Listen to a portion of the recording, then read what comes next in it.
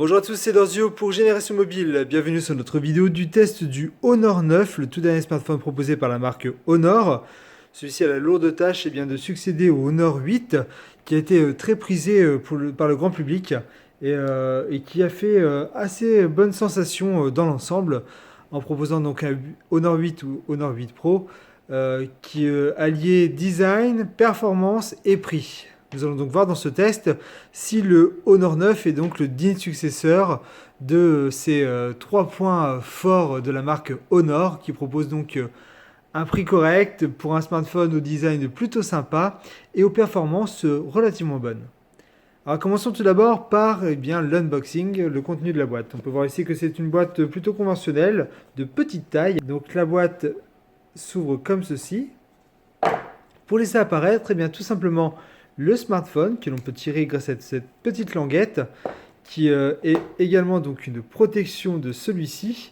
Et dès qu'on l'a dans les mains, deux choses nous viennent en tête. Tout d'abord, cette courbure du dos qui est relativement très bonne pour le maintien en main, sa légèreté et également le fait que celui-ci offre un relief au dos vraiment sublime à la lumière, très bien travaillé donc pour un smartphone moyenne gamme. Nous avons également donc dans la boîte une seconde boîte.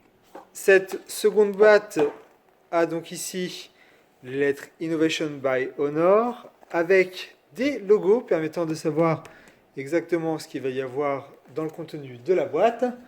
Elle s'ouvre donc grâce à cette petite encoche comme ceci. Pour laisser apparaître tout d'abord la petite aiguille qui permettra tout simplement d'ouvrir le tiroir pour y glisser la carte nano SIM et carte micro SD dans l'appareil.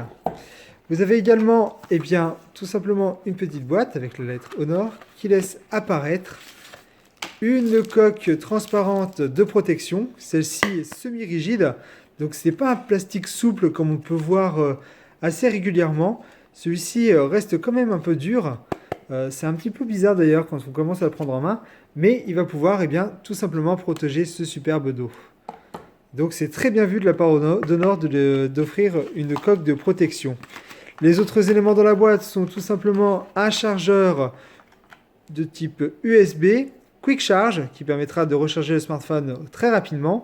Ça, c'est également bien vu pour un smartphone à un prix moyenne gamme. Et enfin, on a ici la dernière pièce, qui est tout simplement le câble USB type C, qui permettra tout simplement de connecter le smartphone dans n'importe quel sens grâce à l'USB type C, et de le connecter à un PC ou tout simplement à son chargeur. Comme vous pouvez le voir, il n'y a pas d'écouteurs dans la boîte. Et non, ce sont les derniers éléments. Il faut savoir que vous n'avez pas non plus de guide d'utilisateur. Tout est dans une application que je vous présenterai très vite lors de la présentation de la deuxième partie du test, qui sont les performances du smartphone. Donc voilà pour le déballage du Honor 9.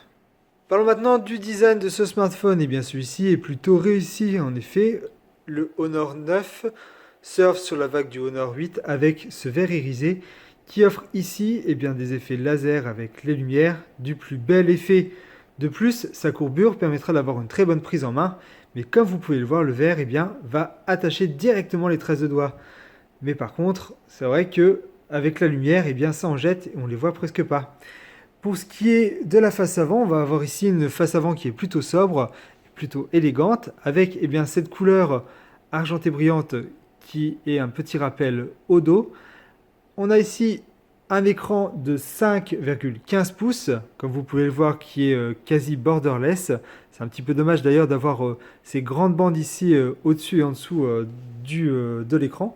Mais bon, on s'y fait assez, sachant que vous avez ici des boutons tactiles qui sont repris, avec ici le bouton avec détection d'empreinte digitale qui se trouve cette fois-ci à l'avant et non à l'arrière. Donc Honor a enlevé du dos ce détecteur d'empreinte pour le mettre à l'avant, pour le placer à l'avant. Alors moi je trouve ça un petit peu dommage parce que c'est vrai que placé à l'arrière, on avait des fonctionnalités qui étaient vraiment très agréables à utiliser et très fluides avec le smartphone lorsqu'on le tenait à une main. Bon, après c'est un parti pris.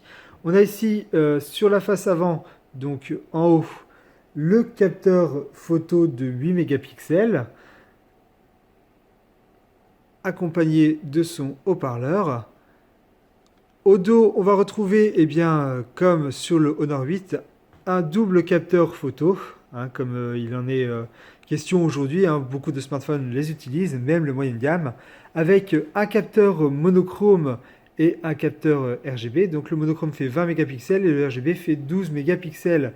Ils sont tous deux accompagnés, eh bien, tout simplement d'un dispositif laser pour la mise au point et également donc d'un dual LED pour le flash Biton qui vous permettra bien, tout simplement de rattraper donc, une faible luminosité avec un flash qui ne sera pas très agressif. Et ça, c'est plutôt cool. Au niveau bien, du reste, nous avons ici toujours un petit récepteur émetteur infrarouge. Ça, c'est génial puisque beaucoup de marques ne le mettent plus. C'est un petit peu dommage parce que utiliser son smartphone comme une télécommande reste encore courant pour beaucoup de monde.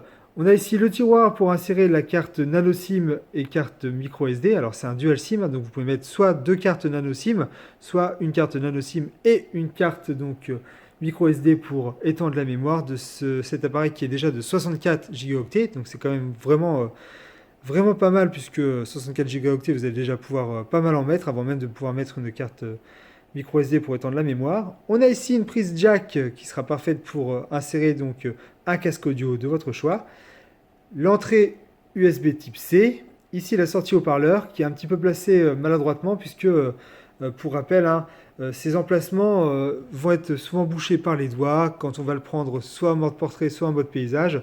On risque donc d'avoir une expérience sonore un petit peu gâché à cause de cet emplacement. Nous verrons plus tard dans la partie 2 de ce test. Nous avons donc ici sur l'arête de droite le bouton Power et le bouton Volume qui sont facilement accessibles lorsqu'on tient le smartphone à une main. D'ailleurs, sa forme avec ce dos courbé à l'arrière permettra à n'importe quel style de main, qu'elle soit grande ou petite, de le tenir fermement. Il faut savoir que ces dimensions sont plutôt correctes avec une dimension de 147,3 mm x 70,9 x 7,45 mm. Le smartphone est fin. Le smartphone est également à un poids plutôt correct de 155 grammes, ce qui sera parfait pour l'utiliser au quotidien, que l'on ait des grandes ou des petites mains. Donc, voilà tout ce que l'on pouvait dire sur le design de ce smartphone. Celui-ci donc respire la qualité avec un dos, un verre irisé du plus bel effet, mais s'il prend les traces de doigts, celui-ci se nettoie assez rapidement tout de même. Et je dois dire que la prise en main est vraiment excellente. En plus de ça, il respire la solidité grâce notamment à son pourtour métallique. Celui-ci a une finition sans faille pour un moyen de gamme, donc un smartphone qui se trouve en dessous des 400 €. On a ici une très bonne surprise au niveau design. Dommage que dans la boîte, malheureusement, on ne retrouve pas d'écouteurs. Donc on verra dans une seconde partie de ce test du Honor 9 tout ce qui est puissance, autonomie, multimédia, appareil photo et tout ce qui ferait peut-être la différence comparé à l'ancienne version l'Honor 8 ou encore à ses concurrents tels que le OnePlus 5 par exemple. C'était Dorzio pour Génération Mobile. À bientôt.